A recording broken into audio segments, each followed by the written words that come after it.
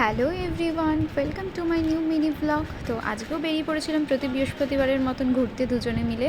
হ্যাঁ, তবে প্রতি বৃহস্পতিবার কিন্তু আমাদের ঘুরতে বেরোনো হয় না, পসিবল হয়ে ওঠে না সব সময়। তবে যখনই পসিবল হয় আমরা কোথাও না কোথাও ঘুরতে যাই। তাই এই বৃহস্পতিবার আমরা বেরিয়ে পড়েছিলাম কালীঘাট যাওয়ার উদ্দেশ্যে। ছোটোবেলায় কালীঘাট গেছিলাম বাবার সাথে, সবার সাথে, কিন্তু বড় হওয়ার পর কিন্তু কালীঘাট অনেক বছর হলো যাওয়া হয়নি। আর আকাশ তো কোনো দিনই নাকি যায়নি। তো সেই জন্য দুজনে মিলে ঠিক করলাম একটু কালীঘাটে যাই। তো এই যে কালীঘাটের আমরা স্কাই পার্কে চলে এসেছিলাম, স্কাই পার্ক দিয়ে চলে এসেছিলাম।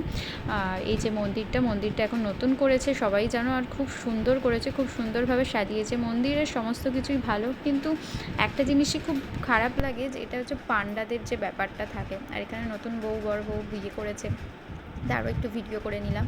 আর এখানে পান্ডাদের এত রকমের চাপ, যে শুধু চারিদিকে পান্ডা, এই জিনিসটাই আমার খুব একটা ভালো লাগে না। যে পুজো দেবো নিজের মনের মতো করে, পুজো দেবো শান্তিতে, পুজো দেবো নিজের মতো করে, সেটার এখানে উপায় নেই।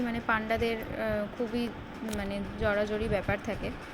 হ্যাঁ, তবে কিন্তু আমরা নিজেরাই পুরোটা নর্মাল লাইনে দাঁড়িয়ে পুজো দিয়েছি, কোনো পান্ডাদের ইয়েতে পড়ে পুজো দিইনি, নিজেরাই লাইনে দাঁড়িয়ে পুজো দিয়েছি। অনেক পান্ডা এসেছিলো বলার জন্য, কিন্তু না, পুজো দেবো যখন ঠাকুরকে তো একটু সময় দিতেই হবে, অত তাড়াহুড়ো করার তো কোনো ব্যাপার না। আর এই যে মন্দিরের ভেতরটা একটু ভিডিও করেছি। কালীঘাট মন্দিরের বাইরে তোমরা যত ইচ্ছা ভিডিও ফটো তুলতে পারো, কিন্তু ভেতরে কিন্তু অ্যালাউ নেই। তাও আমি একটা ছোটো করে ক্লিপ নিয়েছি। তো ভিডিওটা ভালো লাগলে লাইক করে